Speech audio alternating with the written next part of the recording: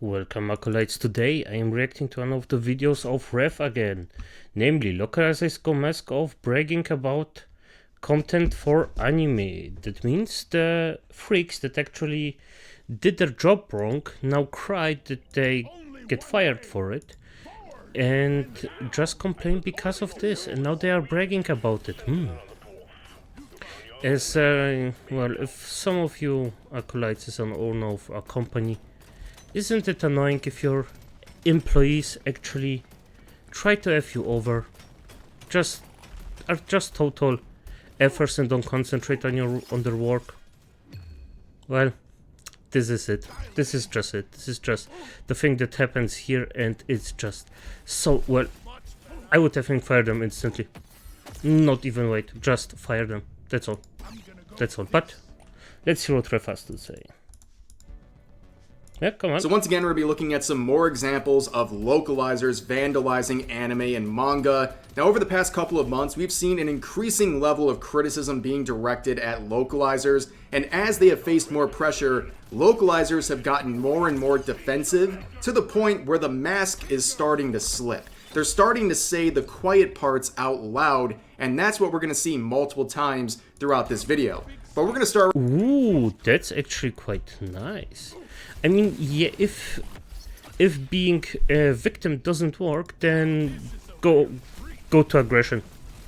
It's a normal manipulative tactic, just to show the other person that you actually don't give a fuck. Even if you do, I mean, it doesn't work, because I mean, I wouldn't hire anyone that actually brags about it. But well. Right here with a remaster of Tomb Raider, where Crystal Dynamics, the team behind it, has come out and made this very bold statement saying that they're condemning the offensive depictions of people and cultures rooted in racial and ethnic prejudices in Tomb Raider, and that stereotypes portrayed in that franchise are deeply harmful, inexcusable, and do not align with our values. Now, you can see this didn't go over very well because they have almost as many... Yeah, and I hope so, because then you don't get hired. I wouldn't deal with this bullshit, to be honest. You have a job, localize it as I want, or get the fuck out. And if you don't want to get paid, well, it's on you. It's totally on you. Quotes and comments as they do likes. But don't worry, to their defense would come another company, this time Compulsion Games, applauding them and saying this quote: "Many video games are a product of the times they were created in. As we look to recreate and remaster these stories for modern audiences, it's important to consider the implications of these harmful portrayals and do our part to rewrite new history, not repeat it. We applaud our peers at Crystal Dynamics for the reflections and corrections." And you can tell this is a very brave thing to say when you have the replies locked, so people can't even reply to this main post. But as always, whenever you see a line about stories for modern audiences, you know you're about to read some absolute slop. Yep. And by the way, they are actually saying all of that. But guess what? They won't hire them. There is not a chance in hell. They will actually hire those people. They are now applauding.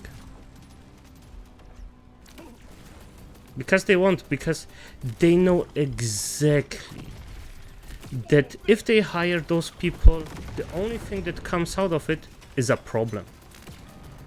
And if you're doing something like this, you don't want problems. You only want your work to get done. Oh, F me. People have no respect for their target audience and their customers. But we see, once again, the quiet parts out loud. They are openly saying that they need to rewrite new history.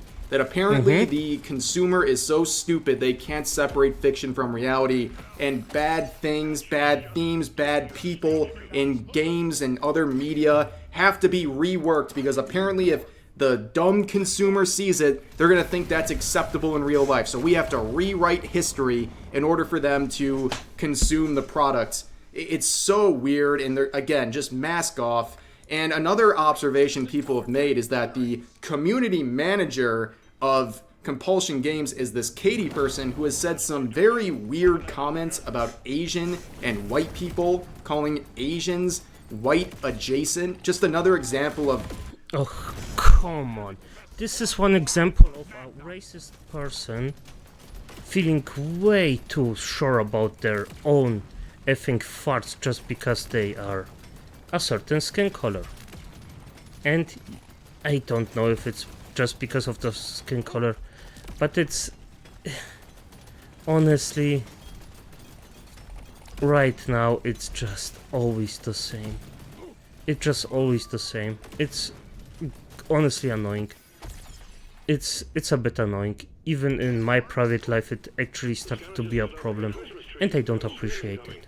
I don't. Because I don't wanna just get time for time and time again just say to the person, hey, hear me out, just hold your yapper, I don't care about your feelings, just be still and do your work. Do your work, or let me buy my stuff and just go away without preaching. I don't like your religion. Race being tied into things on social media and the conversation about games where it seems wildly inappropriate and just strange, but of course this is Twitter where things like that will be applauded. But nonetheless, we're seeing a more direct version of this mask off with the localization dub of Lovely Complex. And you know what? I have to applaud Twitter for something, because the entire internet is a chamber anyway, so we're gonna get this one out. But at least you're actually allowed to speak your mind. And that's something that not the entire internet can. You cannot do it on the entire internet. Now, is it?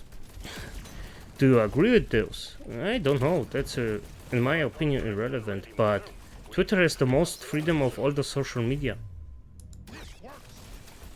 It's just that simple. From all of the social media we got, this is the one that actually still likes the freedom you got, or doesn't take it away that easily, let's say it like that, because of course there is still some things, but it's not that easily taken. This is a big story that's come out with many twists and turns where we're going to see the people behind this dub openly sharing publicly their contempt for this product and openly bragging about the fact that they're subverting some of the messages contained within this franchise and their dub. But before we get into this, we know that the Lovely Complex dub writers were not cooking with their changes, but let's hear from someone who will help you cook, like the sponsor of today's video, HelloFresh. That's right, ladies and gentlemen, the Giga Chads at HelloFresh have returned to sponsor this video. Click the link in the description or use my code and get free breakfast for live content. Welcome back, guys. So we're going to begin with the top of the article here saying, a freelancing contractor who worked on the English dub for Lovely Complex released a post boasting about his contempt for the original show and all the changes they made. In a now deleted / privated post, you can find the archive here, YouTuber Brendan Blabber, I don't know if it's Blaber or Blabber, Blabber sounds funnier, Jello Apocalypse, explained his work on the series and his thought process behind the many changes he made to the anime series Lovely Complex in the dub from Sound Cadence Studios. So let's see, this is Jello Apocalypse, another example of a very popular YouTuber with a very positive reputation up until now, getting exposed as a really weird person. Because as we'll see with this document that is very long, there's a lot of very concerning things that he, alongside some of his other dub scriptwriters, did to this Lovely Complex dub. Now let's begin right here. So it says, firstly, Blabber was not the individual hired for the job. Instead, he was contracted by writer and voice actor Marissa Lenti to assist them, where he says, hey y'all, at various points over the last 2 years, my best pal Marissa and I were working on dubbing an old anime called Lovely Complex, or aka Love Com. You might have heard us whispering quietly about some kind of project in old streams. Well, this was it. And going forward, this dub was supposed to be an attempt to really a love project, something that they were supposed to be proud of, this Lee Connors, and something that was... Come on. Really calling manipulation of of something like that I love come on. Supposed to be a big win for the fan base of Lovely Complex, but unfortunately, Jello Apocalypse has a deep-seated hatred of this series and says that they have an open contempt for the source material. And throughout the post, Then don't work on it. There are enough talented people that actually would love to work on it and would do a good job. But no, you arrogant little shit actually just take this job and think that you can do a way better job than someone who's actually passionate about it.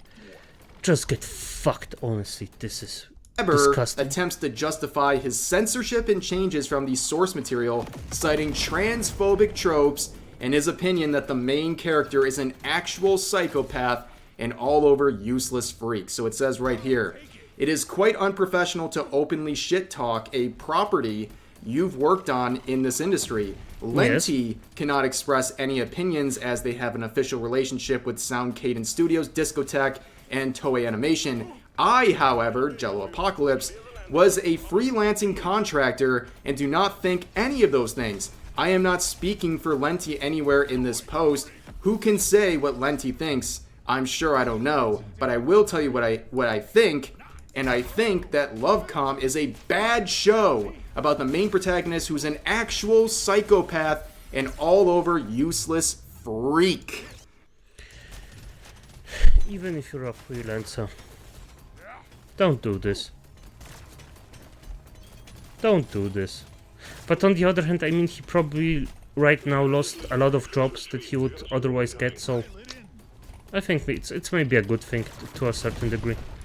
That's a deep contempt for the show that you're responsible for dubbing. I mean, honestly, if you don't like the character, that's too bad. It's not your job to judge a fictional character and try to clean up their act for the sake of your dub. Just create the dub and keep it as honest of a translation as possible.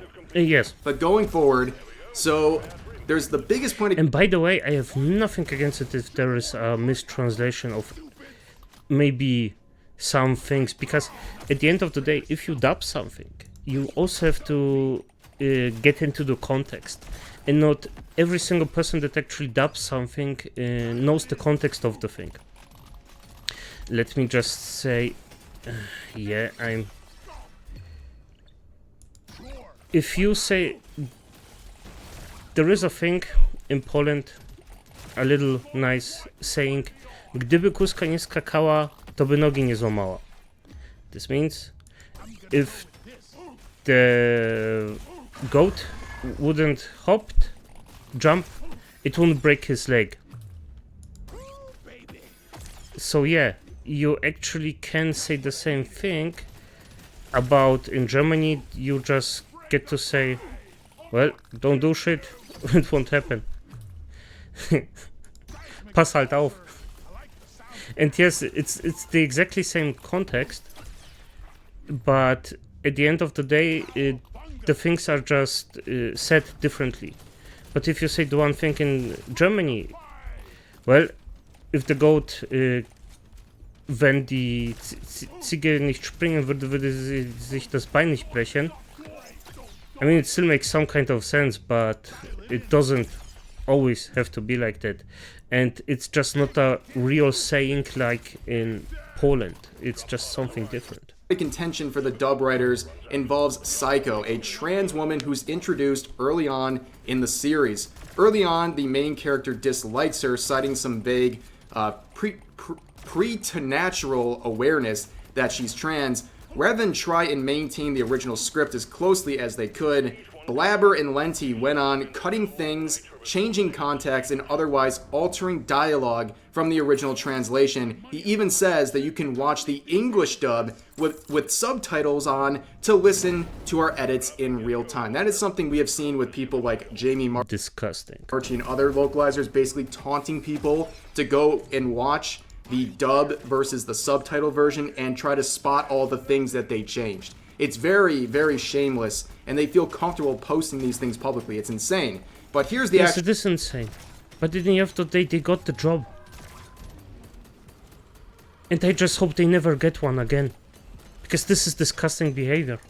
Part of the post saying the Psycho introductory episode about Psycho's gender identity so it's not like we could write it out entirely, but we changed a lot of things to take the edge off. Nobuku's initial dislike of Psycho has changed from, I don't know, I don't like her, my trans radar is going off, to being jealous there's another girl on campus and not wanting to lose out to a freshman.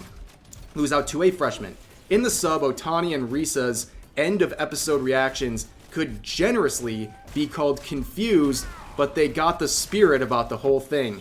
We rewrote those to be a lot more supportive of Psycho, especially Otani's dialogue, which made it pretty clear he was still kind of disgusted by her. So basically this is another example of these dub writers trying to make sure that the stupid consumer won't get a bad lesson out of this, because God forbid there would be a character that's not a good person.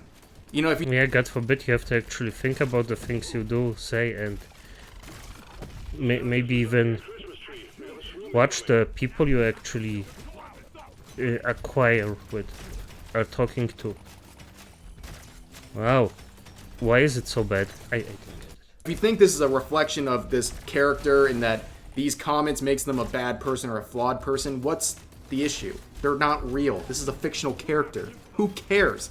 Like, what's next? Are you going to go back and rewrite villains from different anime and manga because the reader might get a bad impression about what's morally good or bad in real life because they can't separate fiction and reality? Don't touch Sephiroth from Final Fantasy, please. He's a perfect being as a villain. I prefer Cloud, by the way. Favorite character. Second favorite character, Tifa Lockhart. You know why? I know why. I don't have to say it. This is so ridiculous. It's a bunch of pandering and virtue signaling that nobody's asking for. Just do the translation and stop trying to demonize this franchise more than you already are with this dub right from the get-go. But going on, there's a lot more happening here. So what ends up happening is Blabber exposes what the industry is doing in regards to these changes, which amounts to nothing. And the publishers involved, this Discotek Media, Funimation, and Crunchyroll, are allegedly encouraging localizers to do exactly what Blabber was just describing, and that is changing things the way they think is best.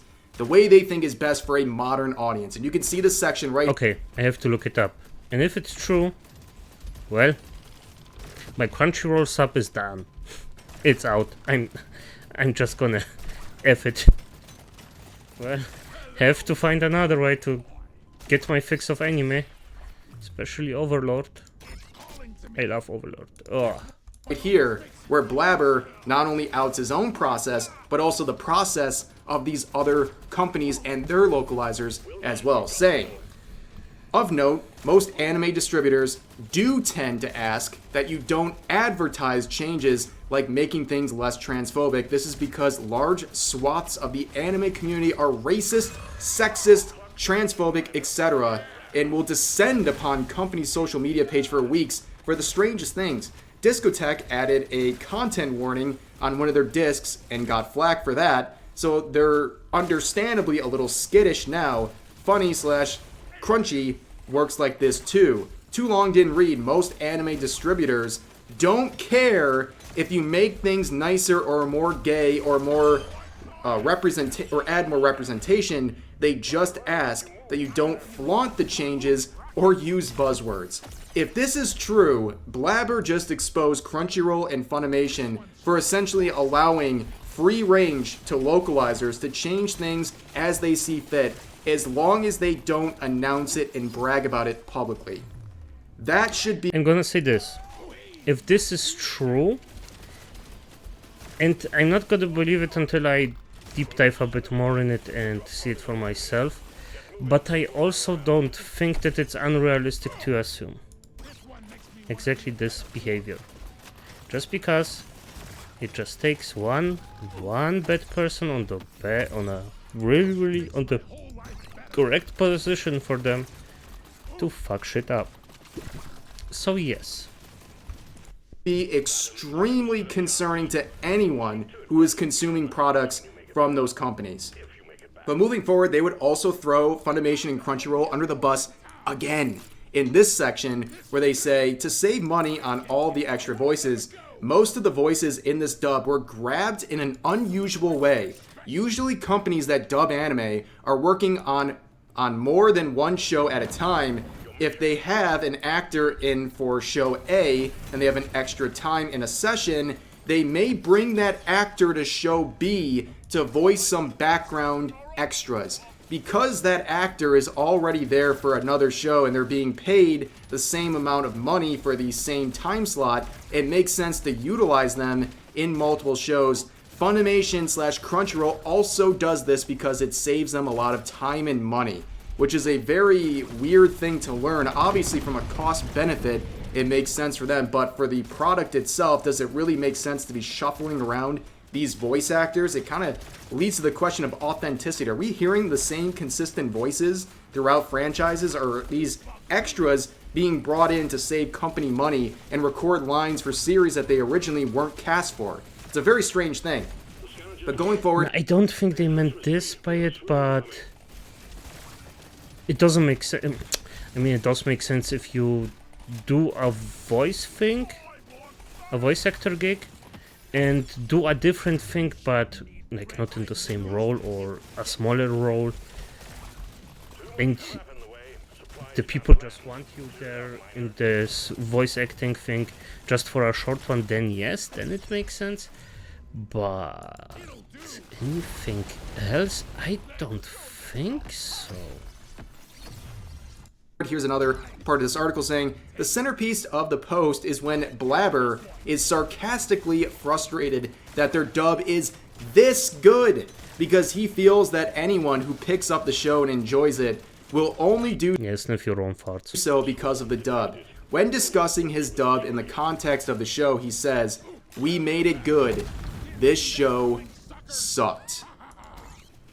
Yep, the mask is completely off. An open contempt for your own product that you're responsible for dubbing. I don't think when you hate your own product, you're going to come out with the best dub. It's going to be reflected in the changes because you have a disliking. And this is something that a lot of people don't understand. Your best, maybe not as good, but if you actually try, a lot of people will still respect you for even just trying, giving your best, and still coming out like halfway decent. Of the material itself. It's not going to turn out to a good dub, we all know that. But the English dub for Lovely Complex was published by Discotheque Media, who we'll be talking about right now, because they would come out and make a statement. Not only with this Justin Savakis individual, who we will talk about in a minute, but Discotheque Media on their official account said, "This is our statement regarding a contractor who worked on the Lovely Complex English dub." This was made a few days after a lot of people started to discover that now deleted/privated blog post made by Blabber. And here is the statement. It says, "We are aware of the comments made by a contractor that worked on Lovely Complex. The English version was made with the supervision and approval of the show's original producers. Dubs commonly punch up comedy and smooth over rough patches so that the end product aligns with the show's intended audience and provokes the intended response, and there will always be shades of gray when adapting a work. Anyone expecting exact fealty to Japanese dialogue should be watching the subtitles, which Discotheque has always presented with as little alteration as is possible when translating from a very different language." So bullshit, basically. This makes it's just a technically it's true, because you cannot do 100%. You want always make everyone happy, yada yada yada. But in the end of the day, if you actually give a fuck, you can make most people just happy and not hate the product. This is possible. This is a real possibility. So now you're full of you're full of shit. Technically right, but you're so wrong. "We are deeply disappointed at this individual's lack of professional discretion and will no longer be working with him in the future. We will continue to work on future projects with an eye towards satisfying as many fans as possible. Thank you for your continued support. Yes. So I think this is overall, if you took it for face value, is a pretty fair statement, and also the result people wanted, the result anime fans wanted, and that is actual punishment for this localizer and what they were doing. What they were doing was horribly unprofessional and not something anime fans wanted to see. So yes, this person suffered the consequences. But as I will say, take this with a grain of salt, because as it will turn out, I don't think what they said here is very sincere, and I'll show you why in a few minutes.